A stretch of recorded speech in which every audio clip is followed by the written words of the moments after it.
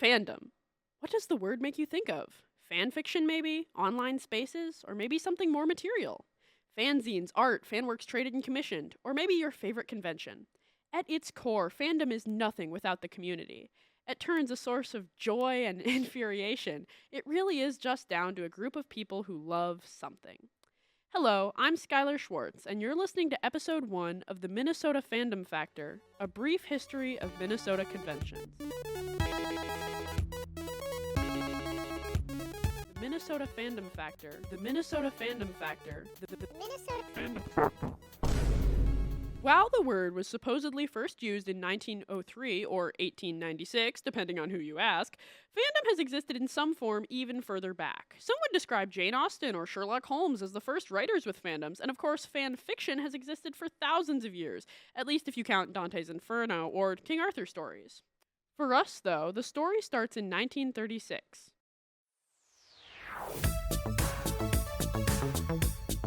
Oliver Sari and friends formed the Minneapolis chapter of Hugo Gernsback's Science Fiction League. It soon disbanded, but Sari, along with Clifford Simak, would come to form the Minneapolis Fantasy Society, which existed from 1937 to 44, and then again from 1946 to the early 50s. The society had 19 members at its peak. They produced zines The Fantasite and MFS Bulletin, as well as shorter-lived efforts including Scienticomics and Science Fiction Goo. There's something so charming about these early zines. They were written and drawn by a group of friends to make each other laugh. Reading them, you can so easily imagine being there, laughing and drinking in someone's living room, or at the New Elgin Cafe, where they often met after meetings. The MFS also held an informal convention over 1948's Labor Day weekend, known as the Minneapolis Thing, with a total attendance of 16. The earliest fanish efforts in the Twin Cities may have been small, but bigger things were coming. The 60s were a time of major fan activity across the world, with Star Trek, comics, and other SF subgenres branching out into their own communities. November 1966 saw the creation of MinStiff, that's Min STF, short for the outdated term scientifiction, by a group of college friends. The club has published a few books and zines over the years, but their most notable contribution to Twin Cities fandom are their conventions, almost numerous as they are confusingly named. For brevity's sake, we'll call them mini-cons, fall-cons, and relaxicons, ignoring the various sorts of house parties, picnics, unnamed gatherings, etc. that doubtless occur as well. So, Minicon, Minnesota's longest-running science fiction convention, held since 1968, Minicon's attendee count rose from a mere 60 to over 3,000 at its peak. Programming at a given Minicon could include music, game shows, poetry readings, parties, art shows, lessons on ballroom dance, wax casting, and computer bulletin boards, and of course, discussion panels covering just about every aspect in science fiction and fantasy. Everything was tightly scheduled, with every space available in the hotel in use almost continuously for the 3 days of Minicon. Attendance grew nearly every year, and then something changed.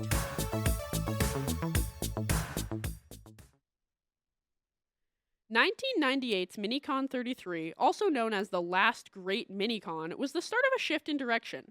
Minicon had gotten too big, too busy, too general. Minicon 33, titled Heisenberg Probably Slept Here, had a total count of 3,262 attendees. Next year's unnamed Minicon 34 had just over 1,500. A dramatic downsizing had occurred. After that, attendance almost never rose above 1,000 again. 2024's Minicon saw an attendance of 518. This isn't necessarily a bad thing. While there were certainly complaints around Minicon's shift, it was simply becoming too much to handle. Minicon's executive committee had changed, and they saw that the con lacked continuity. They wanted to bring the focus back on just science fiction and fantasy. Minicon's 34 booklet shows a strong emphasis on local SFF lit.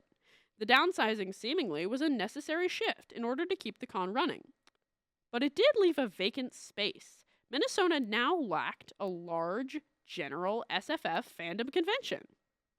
And that's where Convergence comes in.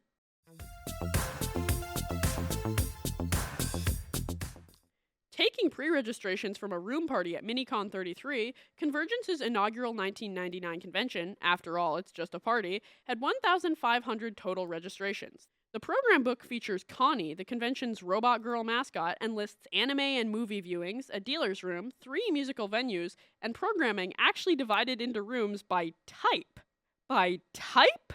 You mean a fan of a certain genre could just stay in the same room instead of running around a convention hotel every 90 minutes trying to catch the opening of Doctor Who frame rates? But I digress. It's clear that, even in the space of its first ever convention, Convergence had quickly filled the void of General Fandom Con. 2024's Everyone's Invited had over 4,100 total registrations. But Convergence is far from the only Minnesota convention, though this podcast would probably take several days to chronicle the histories of every MN fandom event. I wouldn't be amiss in quickly mentioning a few other cons, including several favorites of mine.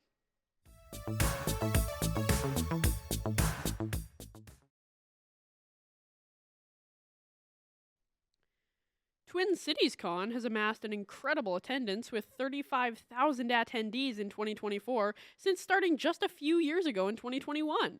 Previous guests have included Stephanie Beatriz, Hayden Christensen, Brendan Fraser, and Sarah Natacheni. Also, every single fanish friend I have goes to TCC, but I somehow have not. Since 2014, Furry Migration has been MN's first and largest furry fandom convention. The organizers, MN Furs, also run a variety of meetups, picnics, and other events throughout the year. I've been meaning to go to this one for a while. Console Room has been representing Doctor Who fandom in MN since 2014 and is one of my favorite cons on this list. I'd highly recommend Console Room as a lovely little con to make friends in the MN Doctor Who community. Confluence, whose inaugural con was just a couple years ago in 2023, focuses on BIPOC, SFF, art, and nerd culture. They've also held movie and karaoke nights throughout the year. I had the pleasure of meeting one of the organizers, Leslie Barlow, a few weeks ago.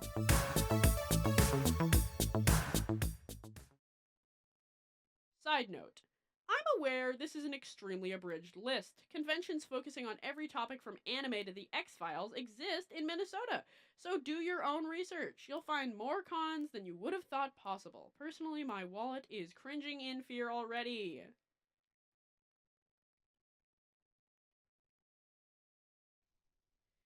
As we've moved throughout Finnish history, things have quickly become more personal for me. While I can certainly imagine hanging out with Clifford Simak at the New Elgin Cafe, the more recent convergences and console rooms have real memories associated. I've met Gordon Purcell, Miss Shannon Paul, Tierra Cisco, Samantha Ray, and many others. More than just names on a page or guests of honor in a dutifully archived program book from before I was born, they're just real fans. People I've had lovely conversations with and, of course, thoroughly embarrassed myself in front of. People who've given me new insight into that enigmatic thing we call fandom. They're not anything more or less than people.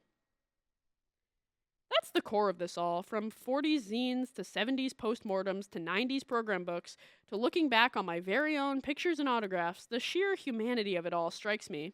Reading through the post-mortem, that's the post-con feedback for those non-fan speakers, of Minicon 32, I felt surprisingly connected to a con I've never been to, with people I've never met.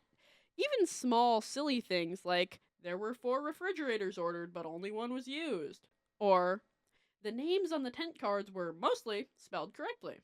Or, Minicon was not crazy enough. Looking through old program books, postmortems, con minutes, first-hand accounts, and news reports, you get the sense some things never really change. New cons will appear, old ones will fade away, and FanAc will continue to evolve as modern technology increasingly takes over our lives, but it's comforting to know fans will always argue about the smoking areas.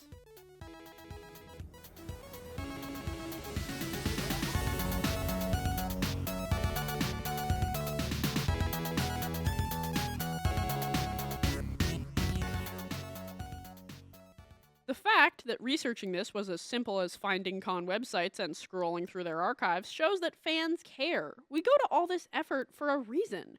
We love our cons, our fandoms, our communities enough to pour our time into them. I couldn't have made this without the help of Fancyclopedia 3, MNSTF.org, fanlore.org, convergence/con.org, and others. Thank you as well to Benji, my supervisor, and the St. Paul Neighborhood Network. My internship at SPNN has provided me with the resources to make pipe dream projects a reality.